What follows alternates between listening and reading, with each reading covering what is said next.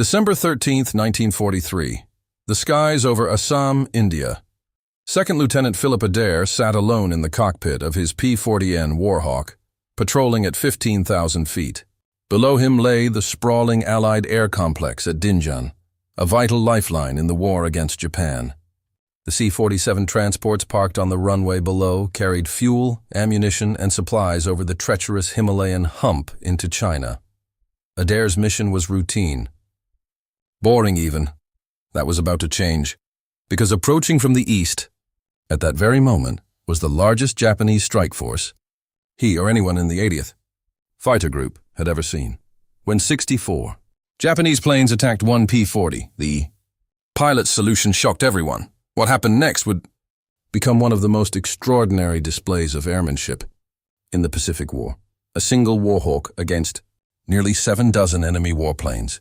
And the maneuver that saved his life and his entire base defied every rule in the training manual. This is the forgotten story of Lieutenant Philip Adair, the P-40N Lulu Bell, and the day one American pilot outthought, outfought, and outran 64 Japanese aircraft. To understand what happened that December morning, you first need to understand the man in the cockpit.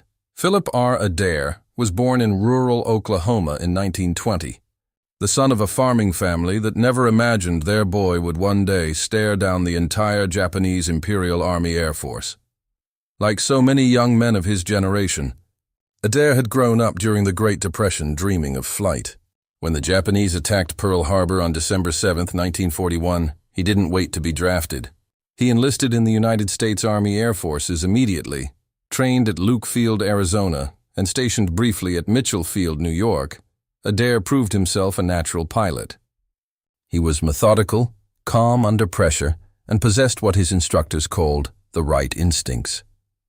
By the spring of 1943, he was assigned to the 89th Fighter Squadron, part of the newly activated 80th Fighter Group. Their destination, India. The mission was classified. Adair and his fellow pilots didn't learn the full details until they arrived in theater. The 80th Fighter Group had been tasked with protecting the airbases supporting the Hump airlift, the dangerously ambitious operation to fly supplies from India over the eastern Himalayas into China. The route was so treacherous that pilots who survived called it the Aluminum Trail, because the mountains below were littered with the wreckage of those who didn't. The 80th would later earn the nickname Burma Banshees for their relentless attacks on Japanese forces in Burma. But in December 1943, they were still finding their footing. Their aircraft were the Curtiss P-40N Warhawk, the final and most refined version of a fighter that had been fighting since the first day of the war. Now, the P-40 has a complicated reputation. Historians have called it the second-best fighter of the war. It wasn't the fastest. It wasn't the most maneuverable. At high altitudes above 15,000 feet, its Allison engine struggled against opponents like the Japanese Ki-43 Oscar and the legendary Zero. But the P-40 had strengths that its detractors often overlooked. It was extraordinarily tough. Pilots survived hits that would have shredded a Zero. It dove like a rock, capable of exceeding 500 miles per hour in a vertical descent, speeds that would tear the wings off Japanese fighters. And it rolled faster than almost any other fighter in the Pacific, including the vaunted Spitfire. The P-40's pilots learned quickly that the key to survival was simple: never turn with a Japanese fighter. Never get sucked into a slow circling dogfight, because you would lose. Instead, the P-40 pilot's mantra was hit, run, climb, and dive again. Energy fighting. Boom and zoom. It wasn't glamorous, but it worked. Adair had mastered these tactics. On December 13th, he was flying his 44th combat mission. His aircraft, a P-40N he had named Lulu Bell, was painted with the distinctive shark mouth that had made the Flying Tigers famous. The plane was battered but reliable. It had carried him home before. It would have to do it again.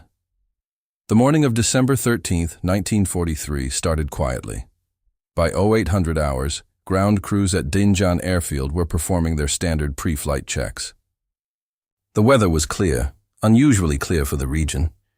Humidity hung heavy in the air, but visibility stretched for miles. Pilots lounged near their aircraft, drinking coffee, running through mission briefs, joking about the heat. It felt like any other day, but 60 miles to the east, across the jungles of Burma, something was stirring. The Japanese 5th Air Division had launched a major strike. Intelligence had picked up fragments of radio traffic, but nothing concrete.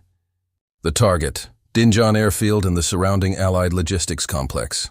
If the Japanese could destroy the C-47 transports on the ground, dozens of them lined up in neat rows, they could cripple the hump supply line for weeks. The strike package was massive. 24 Ki-21 Sally heavy bombers, each carrying a full load of fragmentation bombs. Escorting them were 40 Ki-43 Oscar fighters, the Japanese Army's answer to the Navy's Zero. The Oscars were light, agile, and piloted by some of the most experienced veterans in the theater. 64 aircraft in total. At 1400 hours, the first radar contact appeared on the scopes at Dinjan's operations center. The operator squinted at the blip, then another, then a dozen more. The screen filled with returns, so many that the radar could barely process them all. The controller grabbed the phone and shouted into the receiver, "Scramble! All aircraft scramble! Bogies inbound, large formation, estimate 60 plus." On the flight line, chaos erupted. Pilots sprinted toward their P-40s. Ground crewmen yanked chocks from wheels. Engines coughed to life, one by one. The plan was simple.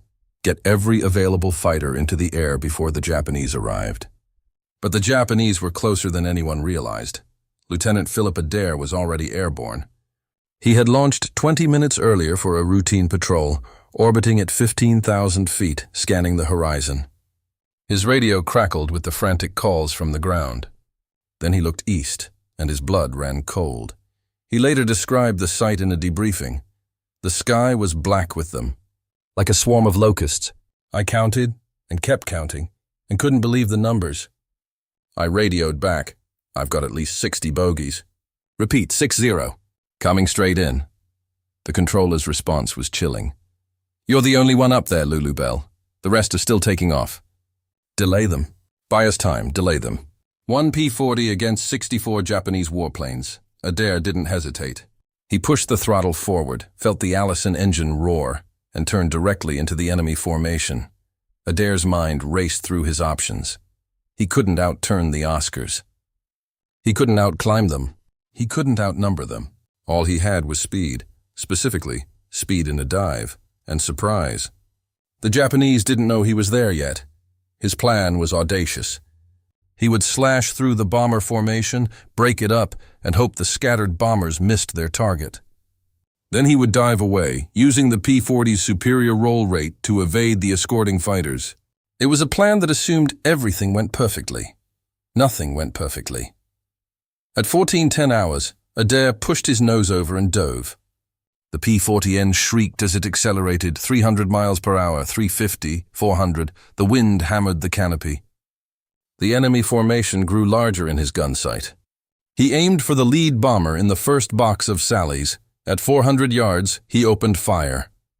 650 caliber machine guns erupted, each spitting a stream of armor-piercing and incendiary rounds. The lead Sally shuddered as strikes walked across its fuselage. Smoke trailed from its right engine. The bomber peeled away, losing altitude. Adair pulled up sharply, rolling inverted to check his 6.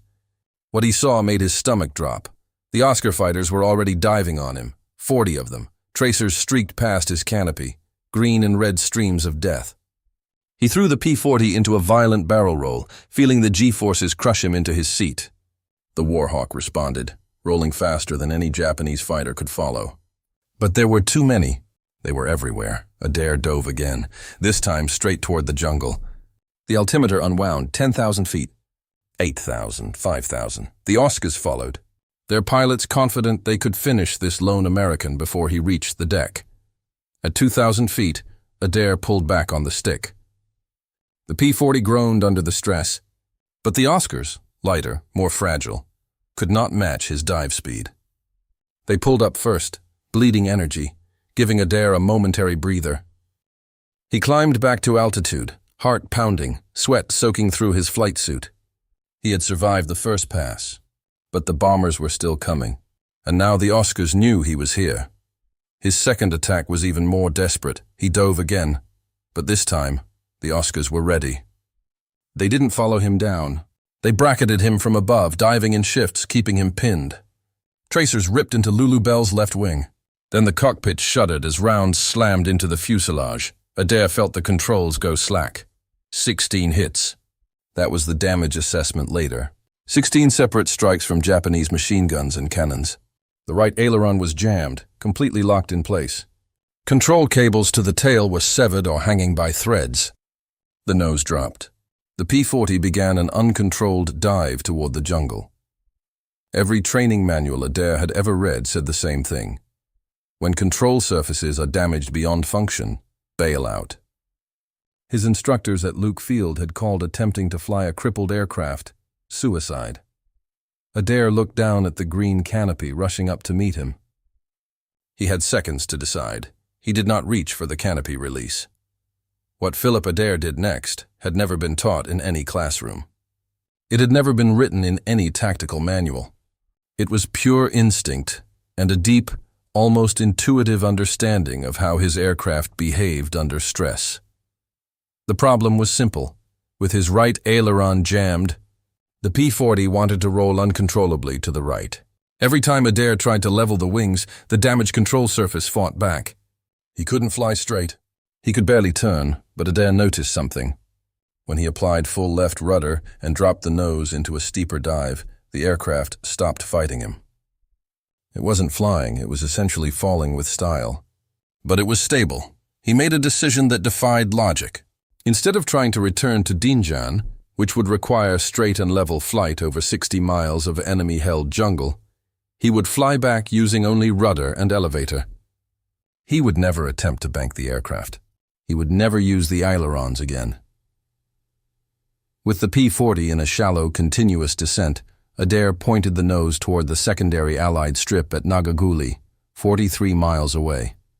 He couldn't climb. He couldn't turn. He could only fly straight and pray, the radio crackled. Dinjan control was calling. Lulu Bell, what's your status? Adair's response was calm, eerily calm, according to the controller who heard it. Lulu Bell is hit. Controls shot out. Flying on rudder only. Returning to Nagaguli. Out. For 43 miles, Adair nursed the crippled Warhawk across the jungle. The aircraft leaked fuel. The engine ran rough, pounding and coughing from damage to the coolant system. Every few minutes, the nose wanted to dip. Adair corrected with left rudder, never touching the stick. Ground crews at Nagaguli heard him coming before they saw him. The P-40's engine sounded wrong. A labored, irregular roar. They scrambled to clear the runway. When Adair finally appeared over the tree line, several men grabbed rifles. The Warhawk was weaving, not banking, but yawing wildly from side to side. From the ground, it looked like a Japanese pilot had stolen an American fighter and was trying, and failing, to land it. Then they saw the bullet holes. The shredded wing, the missing aileron, and they understood. Adair's landing approach was the stuff of legend. With no aileron control, he couldn't bank to line up with the runway. He improvised. He flew a straight-in approach from miles out, using rudder only to keep the nose aligned. He couldn't drop his landing gear using the normal hydraulic system. Damage had disabled it. So he kicked the release mechanism with his boot, and the gear fell into place with a heavy thunk. He touched down at 160 miles per hour, far faster than normal. The P-40 bounced once, twice, then settled. Adair stood on the brakes, letting the tail wheel drag. The Warhawk rolled to a stop at the very end of the runway, its engine coughing and dying. Philip Adair sat in the cockpit for a long moment. Then he shut down the master switch, climbed out, and lit a cigarette.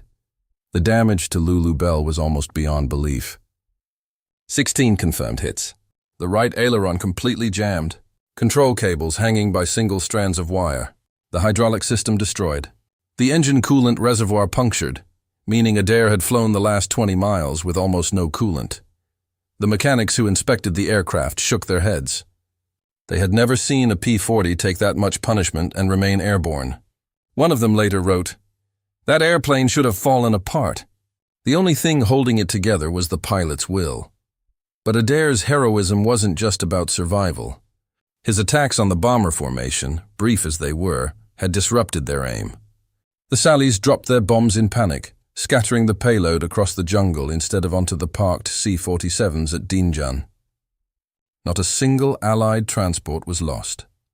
The 80th Fighter Group would go on to fly hundreds more missions over Burma and India.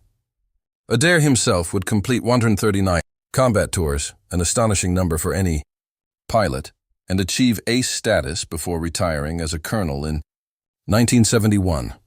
For his actions on December 13, 1943, Second Lieutenant Philip R. Adair was awarded the Silver Star, the third highest military decoration for valor in combat. The citation read, in part, Second Lieutenant Adair's gallantry and intrepidity in action, against overwhelming odds, reflect the highest credit upon himself and the United States Army Air Forces. Decades later, long after the war had faded into history books, a young historian asked the retired Colonel Adair which mission he remembered most vividly. The old pilot didn't hesitate. December 13, 1943, he said quietly. The day I learned that sometimes the manual is wrong. And the only thing that matters is what you do in the cockpit. Lulu Bell never flew again. But her parts were salvaged, cannibalized, to keep other P-40s in the air. In a way, she never stopped flying. The P-40 Warhawk has often been dismissed as a relic, an obsolete design that somehow survived through sheer stubbornness. But men like Philip Adair knew the truth. In the right hands, with the right tactics, the Warhawk was a weapon that could face any enemy. Even 64 of them. This was just one of countless untold stories from the Second World War. Subscribe to WWII Records as we continue to bring these forgotten chapters of history back to life.